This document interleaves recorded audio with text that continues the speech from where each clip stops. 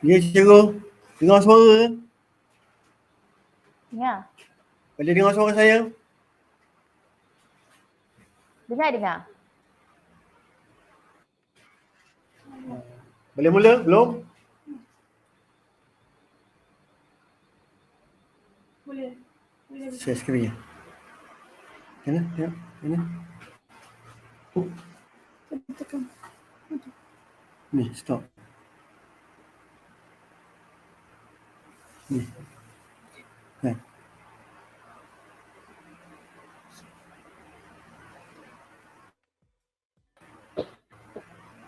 Okey cikgu, kena share lagi sekali skrin. Sekejap you ya, sekejap.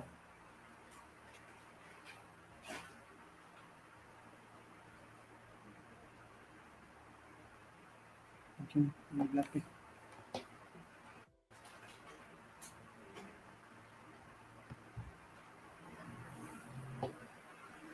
Okey, cikgu boleh nampak ya? Okey, semua okey. Nadia? Boleh start. Okey. Okey, saya mula. Boleh, semua okey. Okay, Assalamualaikum dan salam sejahtera. Jadi Alhamdulillah kita berjumpa pada petang ini insyaAllah dalam masa yang dibenarkan kepada saya dalam masa 1 jam. Kita maksimalkan masa yang ada untuk kebaikan bersama. Kita berkongsi secara ilmiah. Jadi inilah bahan-bahan yang kita guna sepanjang pengajaran dan pembelajaran. Kita ada DSKP tingkatan 4 dan 5. Ada buku teks dan ada senang soalan lah. Soalan SPM 2018 dan soalan SPM 2019.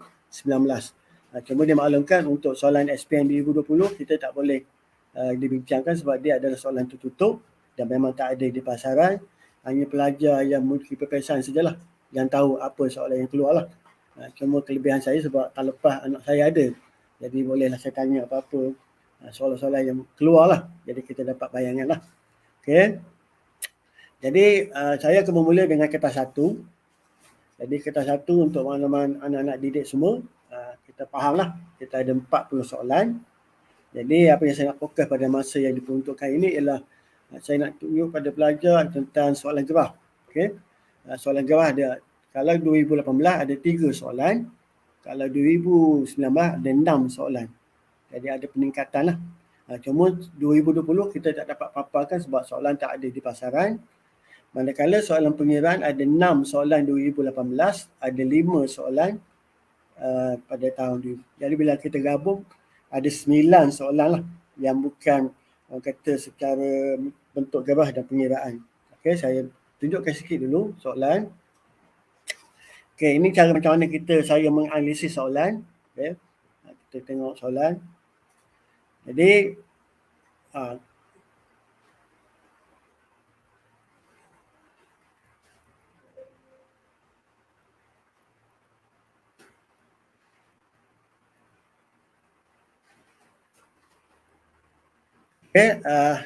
ini antara soalannya pertama berkaitan dengan keanjalan harga permintaan. Jadi apa yang perlu anak-anak didik kena ingat formula lah. Jadi formulanya mudah saja. Q1, okay. Formula dia ini sajalah. Q1 atau dulu kita panggil sebagai kuantiti baru tolak kuantiti asal. Okay, bagi kuantiti asal, darab harga asal, bahagi harga baru tolak harga asal. Okay. Dan mungkin ada satu lagi yang kita akan gunakan ialah peratus perubahan kuantiti dibagikan dengan peratus perubahan harga. Jadi ada sila ejaan sini lah.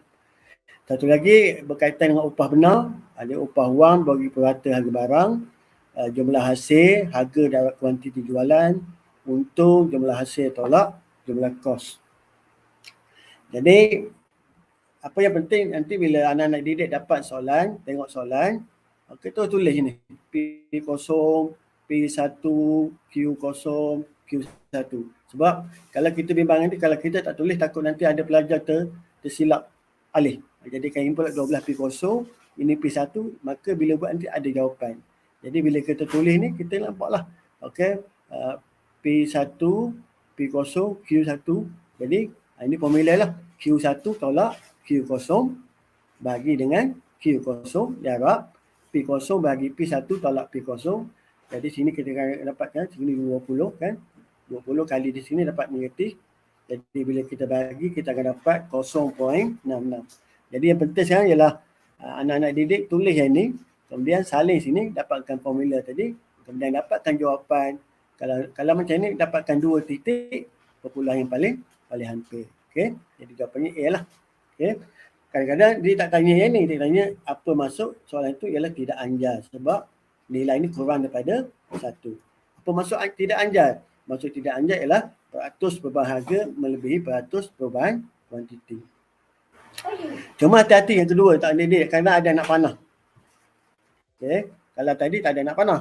Jadi bila tak ada anak panah, kita bermula pada harga yang paling rendah lah. 6 ke 12. Tapi bila ada anak panah, okay, bila ada anak panah, dia dah bertukar lah. Maka ini jadi P0. Jadi anak-anak tengok. Bila tukar saja jawapan tu, dia dah jadi jawapannya 4. Jadi kita kena hati-hati.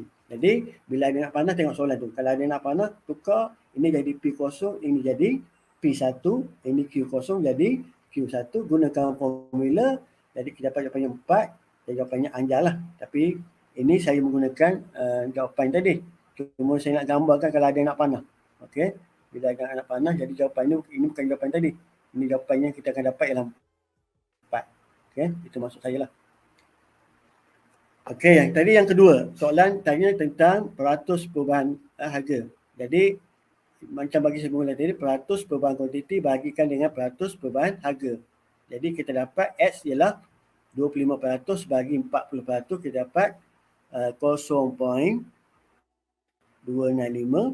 Kemudian kalau 50 bagi 30, kita dapat 1.67. Maka kita pun mencari dah jawapan. Okey, kita tengok jawapan tu. Okay. Kita tahulah kalau tidak anjar, maknanya kelok lebih curang. Kalau keloknya anjar, dia lebih landai. Cuma hati-hati yang nak didik. Kadang-kadang dia tanya gini, anjar tu apa dia? Jadi tolong ingat, anjar itu ialah barang perbuatan. Kalau tidak anjar, ialah barang pertanian. Macam di sini dia tak sebut. Di sini tulis barang mewah, di sini tulis barang berganti. Cuma nanti kalau ingat, kalau anjar, dia merujuk pada barang pertanian. Kalau tidak anjar pertanian, kalau anjar barang perbuatan. Okey. Kemudian di bawah formula fungsi kos, ada fungsi kos, formula jumlah kos tetap. Jadi anak-anak tolong ingatlah ni. Bukan susah. Senang sangat formula ni. Okey. Tapi yang menjadi popular sangat soalan ialah soalan ni.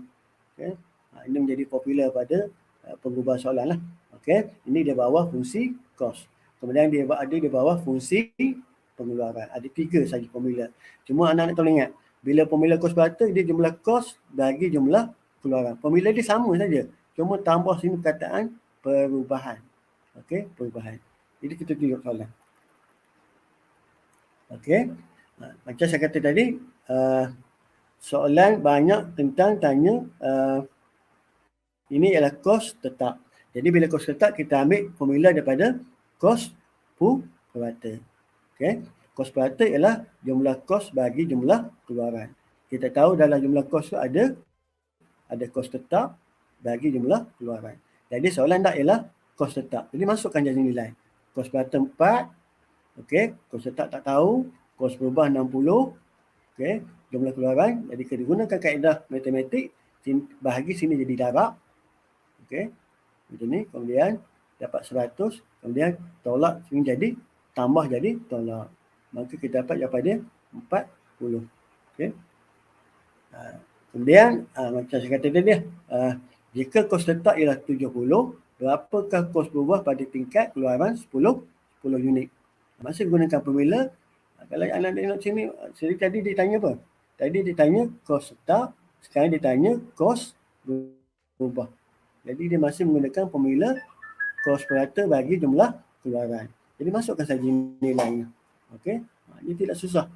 Mudah saja soalan pengiraan. Okey. Okey.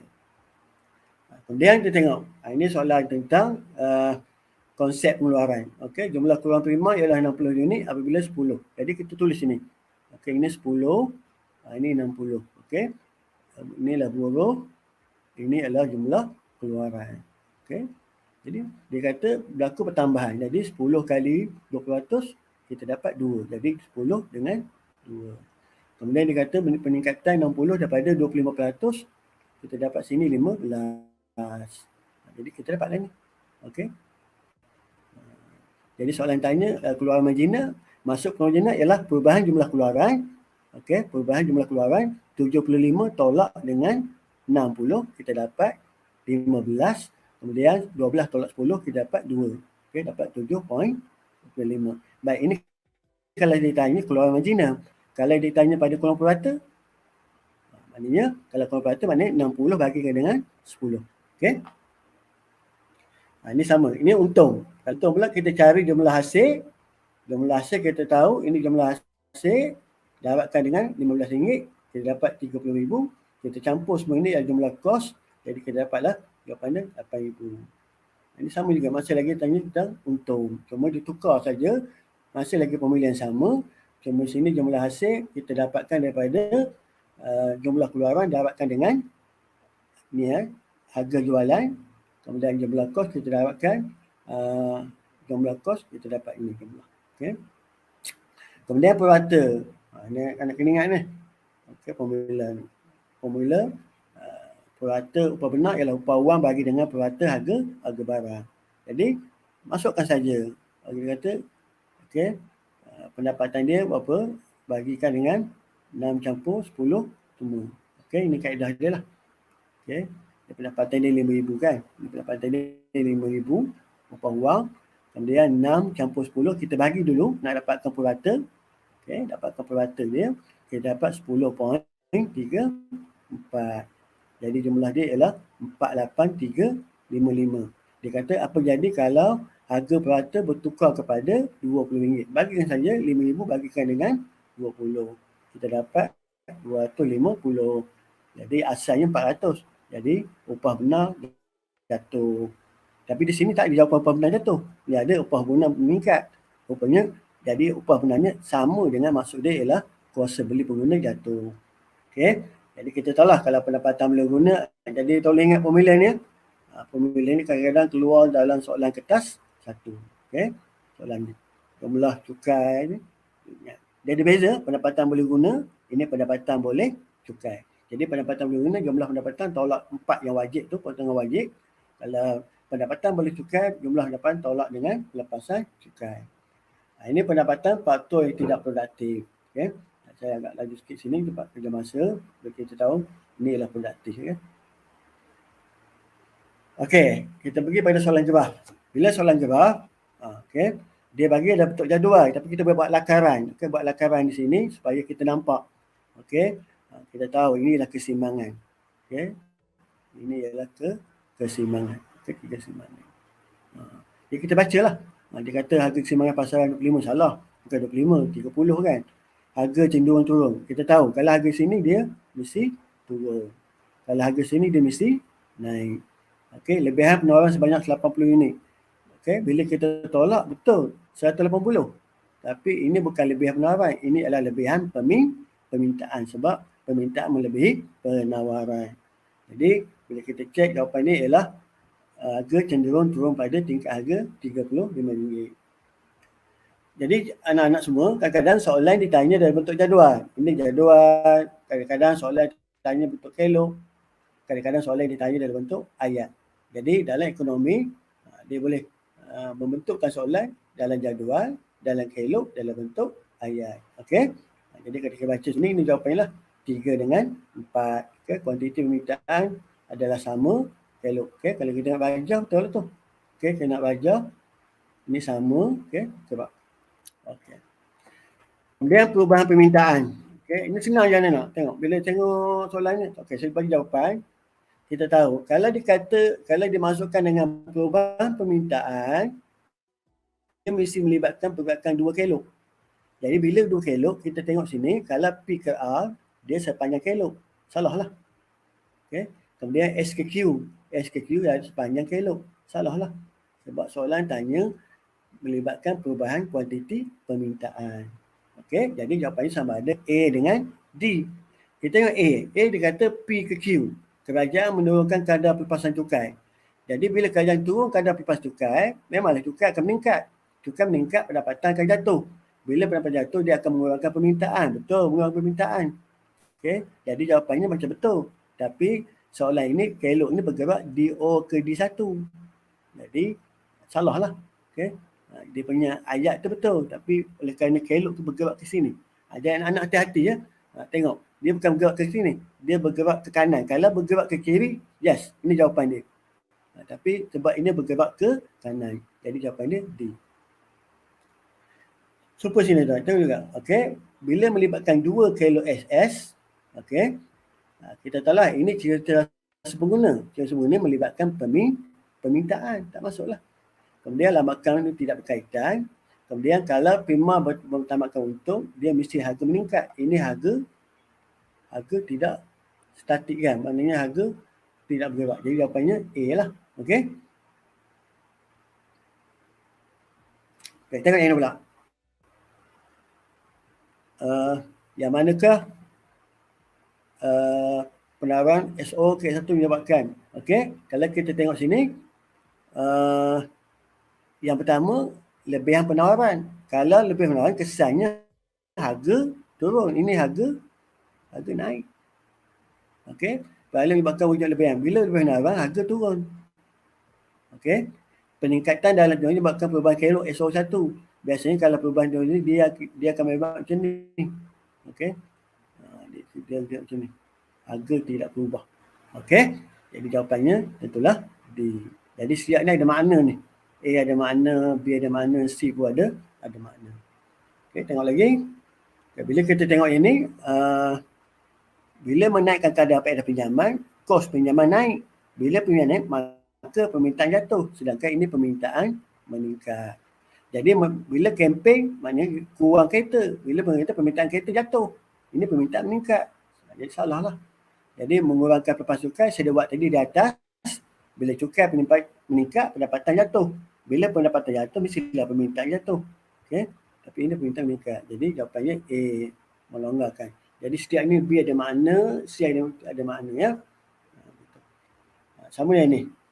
Jadi bila kita tengok tiap peningkatan harga barang tu dia berkaitan lah. Sebab dia 1 kilo. Ini dah berapa kilo? Okay? 2 kilo. Penggunaan teknologi dia melibatkan pengeluar. Ingat kalau melibatkan 2D, dia merujuk pada pengguna. Okey, kalau 2S, dia merujuk pada pengeluar. Okay, kalau S, dia merujuk pada pengeluar. Kalau ini merujuk pada pengguna. Jadi, pemberian subsidi semakin meluas. Ini melibatkan pengeluar, sedangkan ini melibatkan pengguna. Jadi, automatiklah B dengan D ni salah. Sebab soalan merujuk pada permintaan. Bila permintaan, mesti merujuk pada pengguna. Jadi kadang-kadang walaupun anak tak ada maklumat, tapi faham, okey, tahu D pengguna, S ialah pengeluar. Okey, macam tu. Kita tahu. Tengok kadang kita tak ada maklumat pun kita tahu. Kita boleh baca jawapan. Okey. Ini analisis kertas 2 bahagian A. Okey, saya buat analisis kertas 2 bahagian A. Cuma kita boleh paparkan sini soalan tahun 2018 dan 2019. Kadang-kadang kita ada soalan. Okay, sama soalan ni. Analisis. Okay. Sekarang kita masuk pada kertas 2 bahagian A, soalan struktur. Okay, soalan struktur. Jadi yang penting dalam struktur ni ialah anak-anak kena ingat ni. Kata tugas. Okay. Kata tugas. Okay. Jadi kita tengok kata tugas yang penting ni untuk kertas 2 bahagian A soalan struktur dan kertas 2 bahagian B soalan esei. Okey, jelaskan. Cadangkan. Okey. Bezakan. Jadi saya oleh kerana masa yang ada, saya paksa pergi sekejap je lah. Okey, saya tunjuk. Jelaskan. Jadi bila jelaskan, soalan tak ialah penerangan sesuatu perkara dengan sokongan yang mudah dipahami. Maknanya kita boleh gabungkan fakta dengan huraian. Jadi ada beberapa contoh soalan lah. Soalan 2018, okay? Soalan 2019.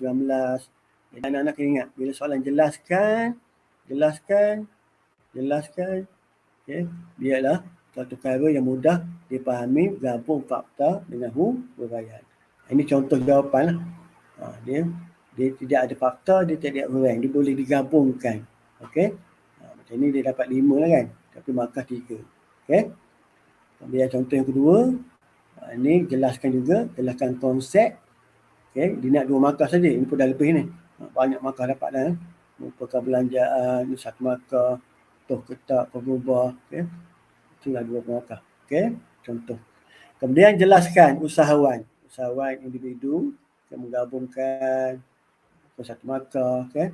Mengeluarkan barang satu markah, memaksimalkan output satu markah, okay? Perlu kreatif. Jadi dapat 5 situ. Okey, itu jelaskan. Sekarang ni bagaimanakah? Okey, bagaimanakah? Jadi setakat ini ada 2 soalan saja yang dikeluarkan 2018, 2019. Cuma kita tak dapat nak paparkan soalan 2020. Soalan tertutup ya. Jadi soalan tanya bagaimanakah, apa maksud dia? Maksud dia ialah penerangan tentang cara, kaedah, langkah dan penyelesaian masalah. Ada bukti, tunjukkan ada bukti. Kalau situasi, kalau ada jadual, ada rajah. Kalau memerlukanlah, kalau tak perlu, tak perlulah. Okey. Jadi bagaimanakah Islam mencapai keseimbangan? Jadi dia tanya bagaimanakah ekonomi, bagaimanakah Islam mencapai, nak ceritakan ini, dapat ini. Okey. Dapat ini kepada ini. Jadi kita pun jawablah. Okay. Jadi mengutamakan prinsip kesederhanaan, menjamin peluang asas. Okay. Itu contoh. Kemudian bagaimanakah Bank Pusat menstabilkan nilai mata wang? Okey. Ini benda yang dah memang kata dah fakta yang ada dalam buku teks ya. Yang ada dalam buku teks kita tak boleh nak ubah dah. Jadi kalau boleh selaya upaya kita mengeluarkan balik apa yang ada dalam buku teks. Kalau macam yang tadi apa, ini kita boleh mendapatkan dia punya kata kunci dia, point dia, kita boleh buat ayat sendiri. Tapi macam ini dia, orang kata ayat tu dah memang dah ditetapkan seperti mana ada dalam buku teks. Okey, terangkan lah ya. Kalau terangkan dia mesti ada fakta, dia mesti ada huraian. Terangkan 3 faktor. Okey, 2018. Terangkan fungsi bank, terangkan penentukan jalan, terangkan faktor. Jadi bila terangkan, mesti ada fakta, mesti ada huraian. Okey. Kalau pelajar tak ingat hurai, tulis fakta saja. Okey. Kalau sini kalau 6 markah, kalau pelajar tulis fakta saja dapat 3 markah lah. Markah fakta sajalah. Okey. Ataupun dihuraikan. Tengok bila huraikan, tengok hurai mana betul lah. Mana betul dapat markah lah. Mana yang salah, dia salah lah. Okey. Katakan hurai ini betul 1. Jadi dapat 4 markah lah. Walaupun hurai yang salah, dia tidak mengganggu markah fakta. Okey. Fakta kekal markah fakta lah. Jadi kalau 4 kita tahu lah 2 fakta. Kalau 6, 3. Setakat ini anak-anak soalan hanya paling tinggi ialah 6 markah saja. Okey, 6 markah. Maknanya kalau 6 markah kita perlukan 3 fakta. Okey. Kalau ada masa bagilah 4. Okey. Kalau ingat 2, tulislah apa-apa satu lagi. Jangan kosongkan. Jangan tulis 2 saja. Kita tahu dah kalau 6 markah ni nak 3 kan. Tulis 1, 2. Yang 3 ni tulislah. Kalau apa-apa yang kita ingat, bacalah doa, tu baca selawat, mana tak tahu, muncul, dapat jawapan. InsyaAllah. Okey, contoh, terangkan 3 faktor. Ini fakta lah ni ya. Ada fakta, ini huraian. Ada huraian itu gantung pada anak-anak lah.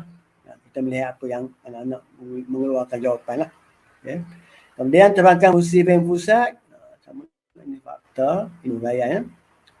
Kemudian terangkan faktor yang boleh meningkatkan perbelanjaan pengguna. Bermulakan dengan pendapatan, okay. Harga, pengganti, semua itu fakta lah. Banyak ni. Ini bagi 1, 2, 3, 4. Lebih lah. Okay. Kalau boleh cukup 3. 3 sudah elok. Kemudian mengapakah? Bila mengapakah ialah memberi sebab. Okay. Bagi sebab. Mengapakah? Okay. Mengapakah? Okay. Jadi mengapakah? Kita tengok. Mengapakah kemudahan pembayaran tersebut menjadi pilihan? Jadi kita cerita sajalah. Mengapa mudah membuat bayaran secara tunai, okay? Tidak kenakan faedah, tidak hutang dengan bank, okey, cerita dia. Kemudian ini berkaitan dengan externality, berkenaan dengan logik. Mengapakah logik tersebut perlu dibina? Okey. Ceritalah dapat mewujudkan peluang pekerjaan, satu markah, memberikan tenaga, satu markah, meningkat taraf hidup, meningkatkan produktiviti, ekonomi negara meningkat, semua satu ni. Jadi 1, okey, 2, 3, 4, 5, 6, 7, 8, okey, banyaklah tu. Okey. Kemudian bagi jadual. Jadi bila jadual ni tengok mengapakah, kita pun tengok jadual. Okey, tengok sini dia punya. Dia kata sini mengapa dia kata bilangan buruh 3 hingga 7. Okey, merupakan tahap yang cekap. Okey. Kita jawab tadi lah. Nak boleh tengok ya.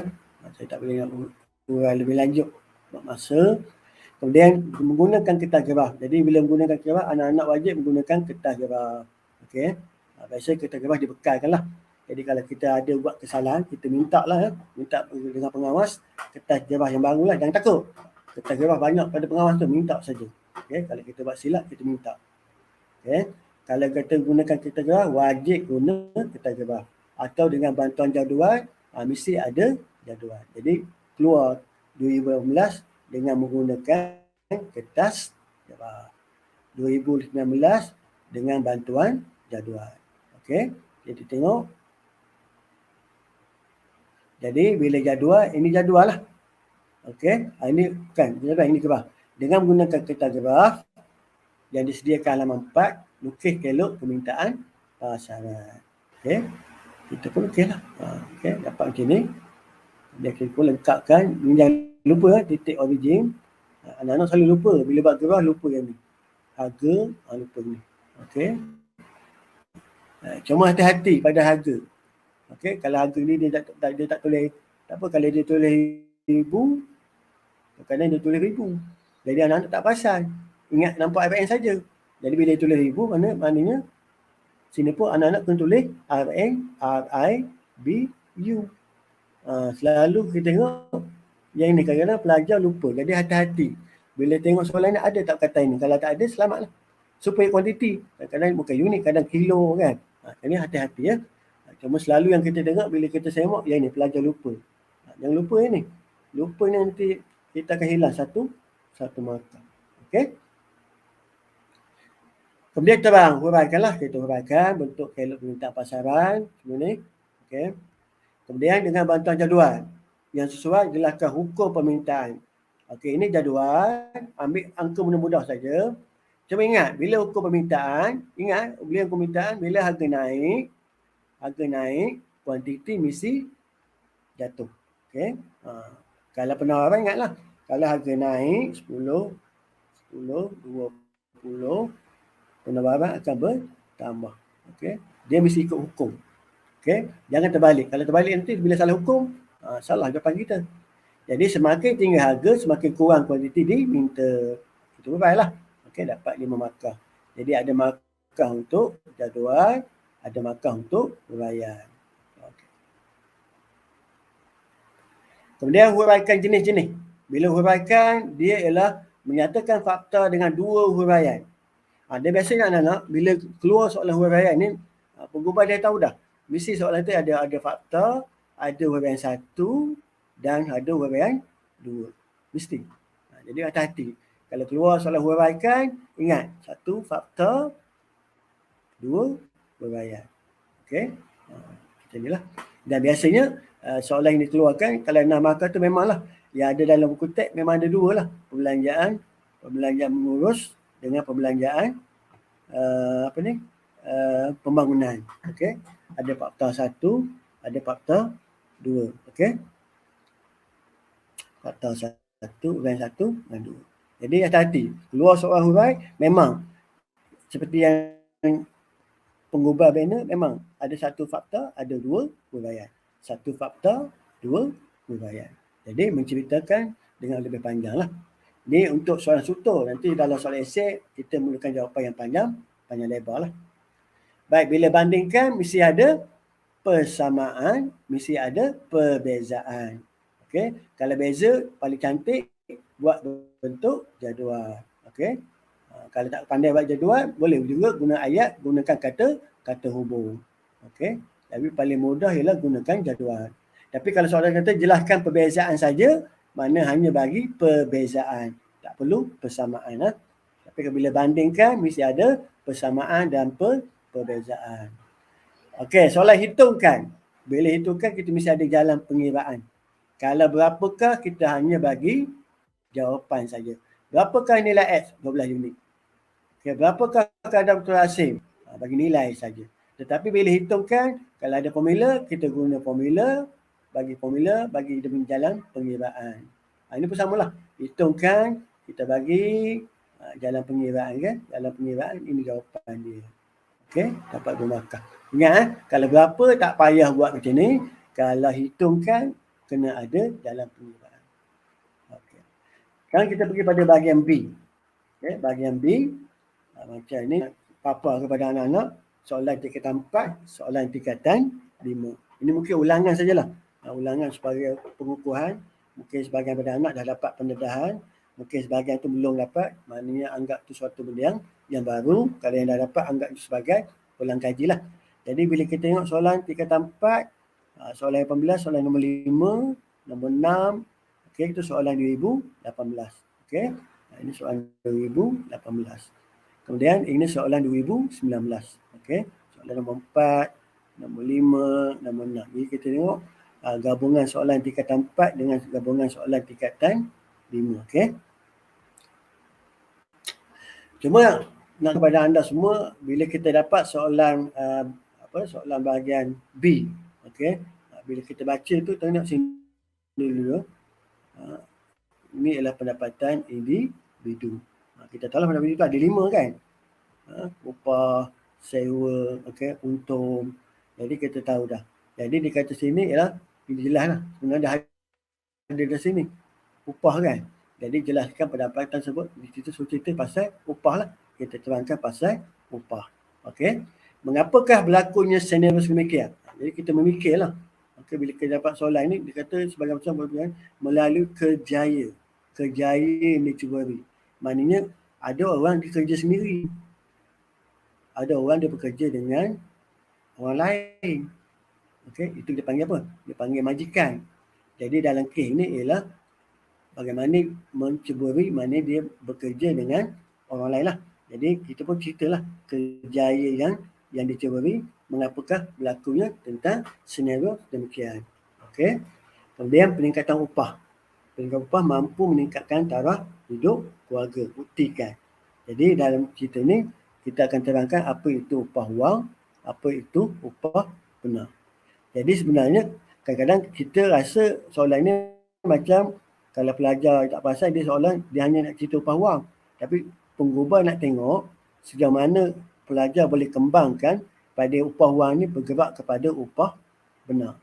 Itu sebab soalan dia kata peningkatan upah mampu meningkatkan taraf hidup keluarga. Sebab meningkat taraf hidup keluarga ni ia merujuk pada upah benar. Jadi pelajar yang cekak dia tahu dah. Okey.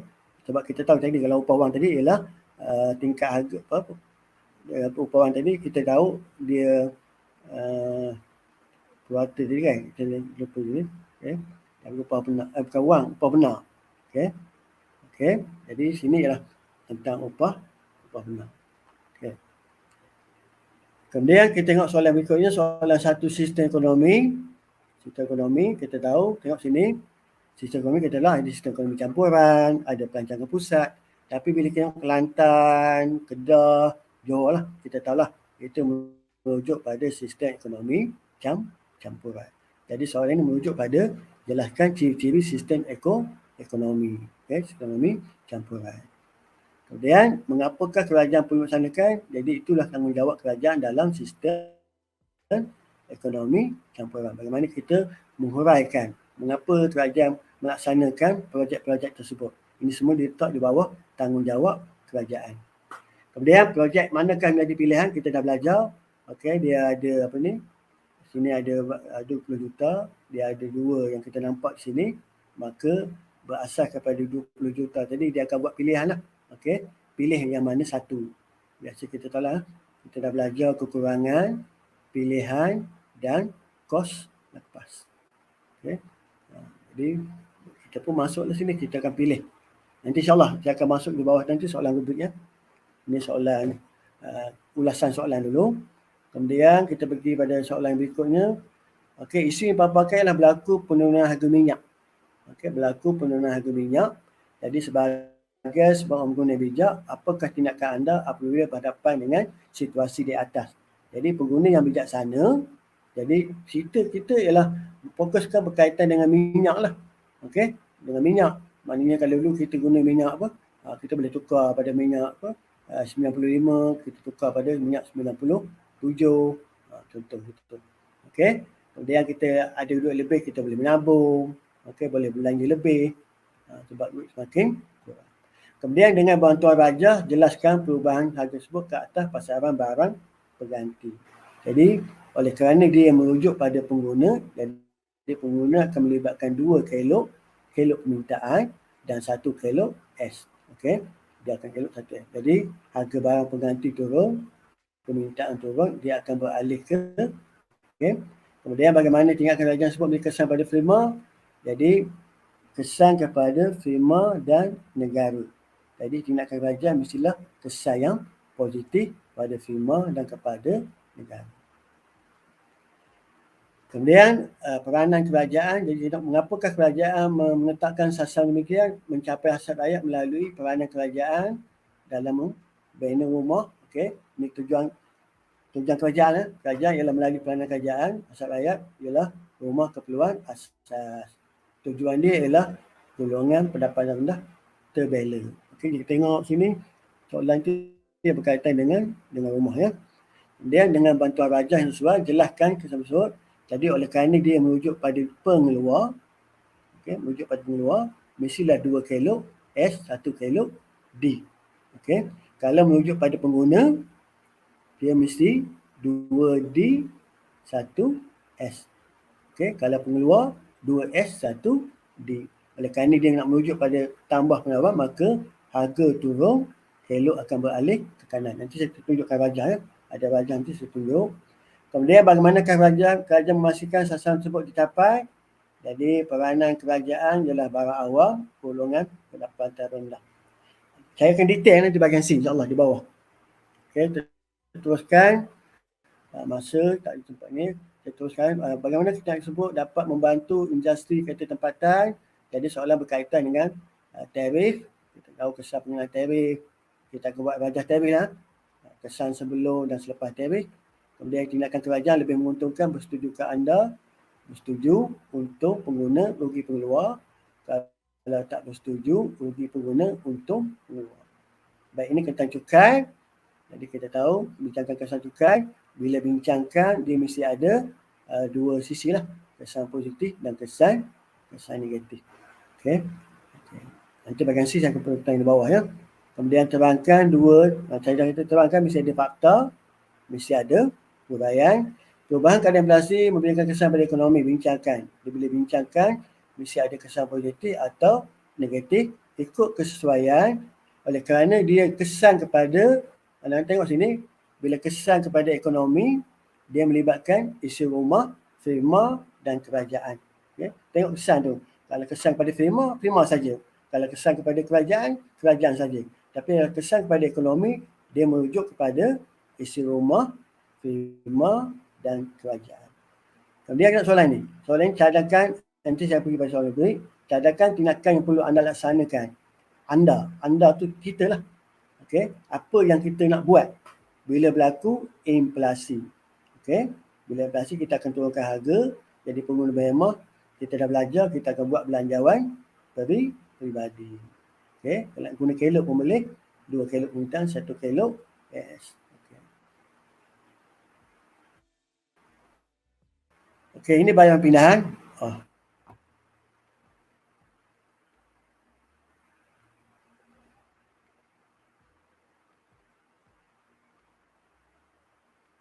Okey. Sekejap ya.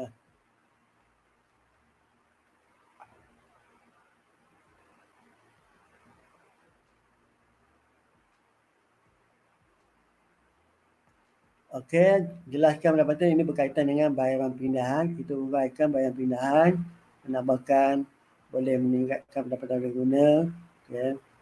C nanti saya kupas bawah. Okey, ini kita fokus pada soalan logik. Ini penting ni. Jadi soalan logik kita tengok tingkatan 4, 5C, 6C, 4C, 6C, tingkatan 4. Tingkatan 5, 4C, 215, 7C, 5C, ini ialah 6C ni ada gabungan, ada tingkatan 4, ada tingkatan 5. Ini tingkatan 5 saja. Jadi untuk soalan rubrik, okey, berkaitan pendapat individu, peningkatan upah mampu meningkatkan taraf hidup keluarga, buktikan. Jadi tengok soalan berkaitan dengan pendapatan individu. Tengok maklumat dalam bentuk upah melalui kerjaya diberi melibatkan dua pihak, pihak kedua. Okey. Kemudian bukti itu ialah kata tugas. Okey. Kemudian peningkatan upah meningkat itu ialah kata kendak soalan. Jadi idea utama kita ialah peningkatan upah taraf hidup meningkat, huraian kita upah wang, upah benar. Jadi kita bagi jawapan lah. Jadi anak-anak buat macam ni pun boleh. Ini sebagai orang kata, ini idea utama, ini huraian. Jadi nanti kita buat pada idea, kita buat ayat lah. Okay, kemudian kita buat ayat. Okay, itu contoh. Kemudian untuk soalan yang keduanya, projek manakah yang bukan jadi pilihan, bincangkan kesan pilihan tersebut. Tengok soalan, satu sistem ekonomi, projek kerajaan modal 20 juta, dia ada 3 projek. Jadi bila bincangkan mesti ada pro dan kontra. Kehendak soalan ialah tindakan kerajaan kena pilih satu projek. Jadi kerajaan ada 2 projek, Jabatan Banjir dan Jalan Desa. Jadi anak-anak boleh pilih. Yang ini kalau kita urai kebaikan Jabatan Banjir, ambil keburukan sini, atau ambil kebaikan sini, ambil keburukan sini. Mana-mana salah satu. Ini contoh. Jadi bila cara menjawab, kita lihat negeri Kelantan. Okay. Lihat negeri Kelantan, kemudian lihat negeri Kedah. Jadi kita tahulah Kelantan tu selalu berlaku banjir kan. Jadi kita cerita lah kelebihan memilih projek tempatan banjir. Okay. Jadi kelebihan memilih kelebihan memilih ini, kelebihan ini ialah keburukan. Okay. Kemudian ini tadi bayaran sewa bayaran sambal hidup. Jadi tengok soalan berkait dengan pendapatan, berkaitan dengan pendapatan, itu pendapatan individu, okay. Berkaitan dengan pendapatan individu, kemudian sini kemukakan hujah. Jadi idea utama kita ialah meningkatkan pendapatan pengguna, kelebihan, kesan kepada firma, kesan kepada negara. Okay. Jadi dia kata situ tadi, kerajaan pendapat kemukakan hujah anda. Jadi kita boleh cerita kesan pada firma, kesan kepada negara. Jadi kita tahu ini adalah satu pelaburan kerajaan bagi rakyat berbelanja untuk membantu meningkatkan firma. Jadi contoh jawapan. Okey, ini contoh jawapan lah. Okey. Kita cerita kurang, itu contoh. Kemudian sini saya nak beritahu anak-anak semua kata cuba tengok nanti dalam soalan-soalan ni dia ada kata yang penting. Okey, bila pengubah tu dia buat soalan dia tengok macam mana cara pelajar nak kembangkan idea. Jadi dia tulis di sini. Okey.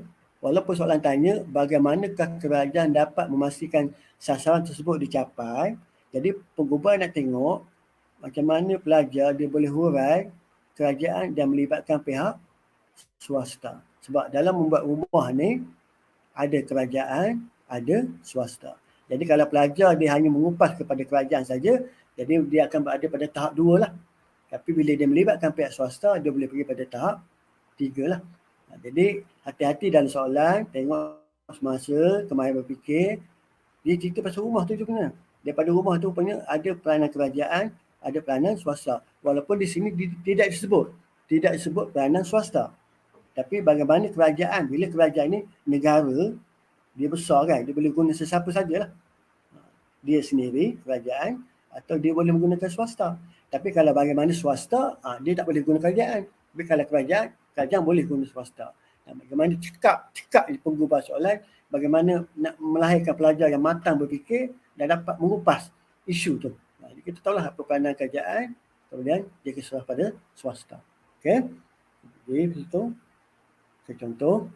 Kemudian tengok inflasi, sebab saya nak tengok pada bahagian akhir. Ni, okay.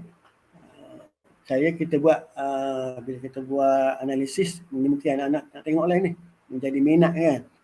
Minat pada anak-anak sini ialah, saya belum bentuk soalan lagi. InsyaAllah nanti kalau siap soalan nanti saya boleh paparkan dalam YouTube. Dalam YouTube nanti, saya buat lagi dulu tajuk. Nak tengok jadi fokus tahun ni ialah kalau menjadi rezeki anak-anak lah. Kalau menjadi rezeki, ini masuk kehendak, buruh, kelok kemungkinan pengeluaran, sistem ekonomi pasaran bebas, sistem ekonomi campuran. Ini fokus dalam bab 1 tingkatan 4. Manakala fokus dalam bab 2, Ini ialah fokus bab 2. Ini fokus kita ialah masuk permintaan dan penawaran. Jadi anak-anak kena tahu lah melukis kelok permintaan individu, pasaran, kelok penerima, pasaran, penentu penawaran, keseimbangan harga, keandalan harga permintaan. Ini anak-anak tengok sini. Ini ada dibagi anjar dengan tidak anjar. Ini menjadi popular ni. Kalau anjar kita tahu lah. Kalau anjar dia anjar harga turun, kalau tak anjar dia harga naik. Okay, tengok muka surat ni. Kemudian kalau sini ke sebelah ni tajuk 305 bab 1 peranan kerajaan sebagai pengeluar. Okey, muka surat 34. Okey. Kemudian dasar harga maksimum minimum, indeks harga pengguna, belanjawan DPR, deposit, kesan alat dasar ekonomi, makroekonomi. Okey. Ini contoh nanti sekejap ya, setting dulu yang kedua. Ini sambungan tadi bab 3. Bab 3 tengok fungsi wang, fungsi bank perdagangan, okay, tengok sektor utama, kedua, ketiga, keperluan kehendak, kaedah pembayaran, strategi simpanan. Kemudian bab yang keempat, tolong bagi perhatian pada fungsi kos jangka pendek, kos sosial dan faedah sosial. Manakala bab 2, bab yang terakhir, masuk globalisasi, ciri globalisasi, faktor penggalak globalisasi. Okey. Kemudian sambungan dia, contoh, okey. Kita ambil bab 4 tu, kita 4 dulu. Okey, ini contoh lah. Ini contoh-contoh soalan yang saya cuba bina lah. Tak tahu lah, mungkin menjadi rezeki, tak rezeki anak-anak nanti kalau keluar tu rezeki lah. Okey, tanya masuk kehendak, dia penyiasat buruh, beza mahir tak mahir, mekanisme harga, menentukan harga pasaran, okay, menggalakkan perkembangan teknologi dan inovasi, okay, gabungan. Jadi anak-anak boleh tengok balik jawapan ni, tengok balik jawapan yang ada dalam buku teks. Jadi kalau ada keliru ke tak faham boleh merujuk dengan cikgu lah. Okay, ini antara yang menjadi. Nanti detail nanti insyaAllah saya akan terangkan dalam YouTube nanti insyaAllah. Kemudian di bawah tajuk jelaskan hukum permintaan, okay, perkesan, lukis kelok permintaan. Ingat nanti kalau anak-anak dapat graf masa dalam dewan, maknanya inilah yang kena lukis, sama ada kelok permintaan individu, kelok permintaan pasaran, kelok penawar firma, kelok penawar pasaran. Okey. Terangkan 3 penentu, terangkan pembentuk, keseimbangan pasaran. Jadi ini jangan hati ni. Ini soalan yang agak popular lah. Jelaskan strategi keanjalan harga permintaan. Kalau anjar, turun harga. Kalau tidak anjar, kita tahu kan. Kalau anjar, ini tidak anjar, ini anjar kan. Jadi yang ni jaga soalan ni ya. Popular tu. Kalau tingkatan 5, jelaskan fungsi wang. Okey. 3 jenis penerimaan deposit. Bagaimana kau overdraft. Terangkan jenis pekerjaan ikut sektor. Bayangkan belia berminat bekerja sektor kedua. Bezakan keperluan dan kehendak. Jelaskan pembayaran kredit. Okay. Jelaskan bagaimana perbelanjaan. Okey. Jangan lupa ni formula fungsi kos rata ni. Okay. Kemudian bina jadual. Kemudian nak terang ni macam mana titik penentuan operasi jangka pendek. Kemudian analisis kos sosial. Jadi insyaAllah moga-moga menjadi harapan kita agar yang itu akan dikeluarkan insyaAllah ya. Kalau keluar tu rezeki lah. Tak keluar saya tak tahulah. Okey, untuk tingkatan 5. Okey, untuk 5 dalam bab 1. Okey, jadi mungkin ini kita buat andaian lah. Okay, berdasar pada analisis pengalaman je lah. Jelaskan jenis barang, terangkan 3 ciri pasaran perlu jadi, jelaskan peranan demand. Ini semuanya ada jawapan dalam ada buku teks. Okey, ada dalam buku teks dan mungkin memerlukan juga maklumat isu semasa. Kemudian kesan harga maksimum, jelaskan kesan pada pengeluar. Okay, ini pengguna, ini pengeluar. Kemudian jelaskan kepentingan indeks harga pengguna. Okey. Kemudian menguasai maklumat dan kefahaman tentang belanjawan lebihan dan belanjawan deposit. Baik, ini di bawah bab 1. Kemudian di bawah bab 2 tadi, masuk globalisasi, semua ciri, perdagangan antarabangsa. Okay. Inilah untuk soalannya. Okay. Okay. Jelaskan masuk globalisasi, terangkan 3 ciri, proses globalisasi membawa kebaikan kepada ekonomi negara, Adakah anda bersetuju? Soalan macam ni memang menjadi pengubah soalan lah. Okay. Proses globalisasi membawa kebaikan kepada ekonomi negara. Adakah anda bersetuju? Jelaskan. Terangkan kepentingan PAB, mengapakah kerajaan memberi perlindungan pada industri muda, kesan pelaksanaan subsidi, terangkan kesan negatif pada blok ekonomi, terangkan kos masa, kemudian bagaimanakah kesan perubahan tukar asing memberi kesan pada ekspor dan import. Okey. Sekejap ya, 1 minit.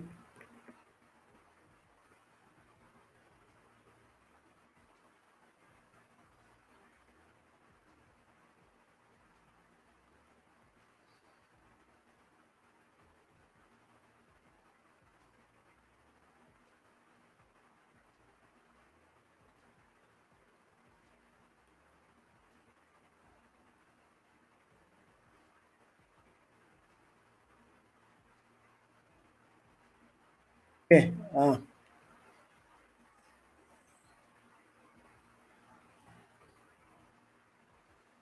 okey anak-anak,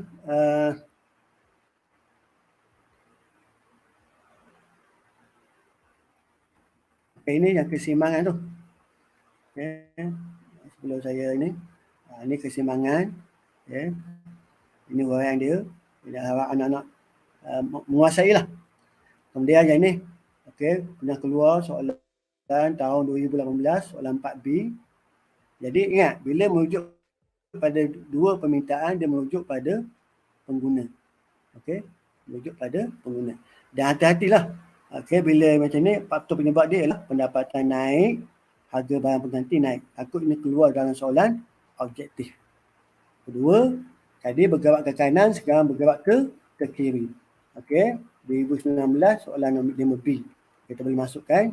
Jadi ingat, sini faktor penyebab dia ialah cukai pendapatan naik, takut keluar dalam soalan objektif. Okey.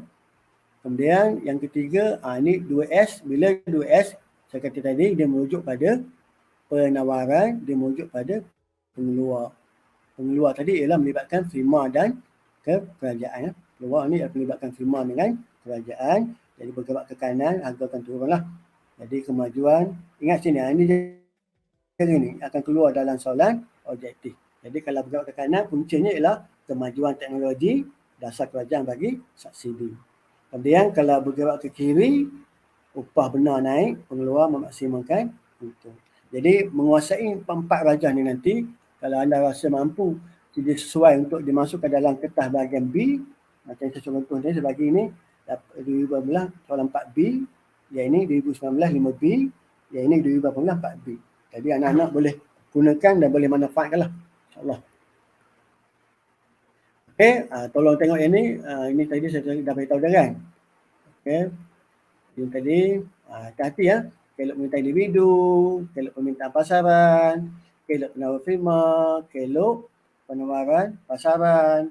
Ini strategi harga kalau anjar, ini kalau tidak anjar, dan ini kalau penawaran. Ingat, kalau penawaran dia melibatkan barang pertanian. Selalu keluar dalam soalan objektif. Tolong ingat. Kalau tidak anjar, dia ialah barang perkilangan. Kalau permintaan, kalau tidak anjar, naik harga. Kalau anjar, dia turun harga. Jadi saya sekat itulah kalau ada. Cikgu Nadia, kalau ada apa-apa.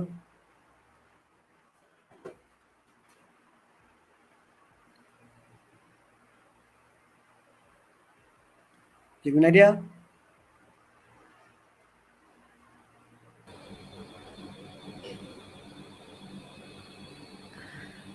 Ya saya. Kalau ada apa-apa sila. Okey, terima kasih Cikgu Hassan Basri. Wah, amat banyak ya ilmu yang adik-adik dapat pada hari ini. Jadi mari kita lihat sekiranya ada sebarang komen daripada adik-adik kita diajukan di YouTube ataupun Facebook. Di Facebook sepertinya tiada. Saya buka YouTube sekejap.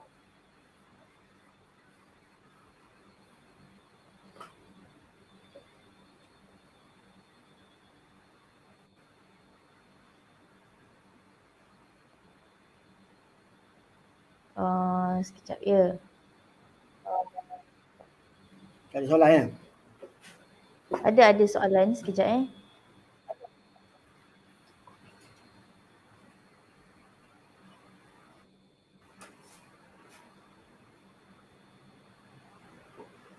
Sekejap saya bacakan soalan. Okey, ada soalan daripada Fik. Cikgu, kalau seorang suruh lukis keluk, kena lukis keluk biasa atau keluk keseimbangan pasaran? Ini rasanya yang tadi tu kot, soalan yang berdasarkan soalan yang cikgu share kat slide tadi.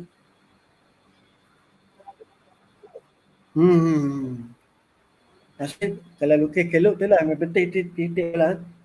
Harga tu hati-hati RN tu.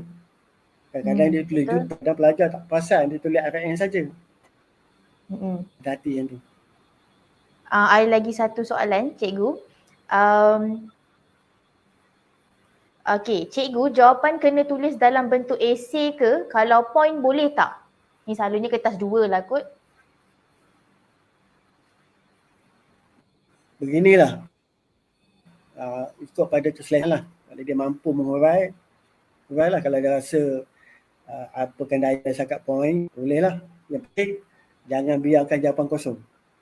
Pesanan saya ialah pertama, macam tadi lah, kalau benda kita tahu perlukan 3 fakta, kita ingat 2, tulis apa saja. Jangan biarkan kosong.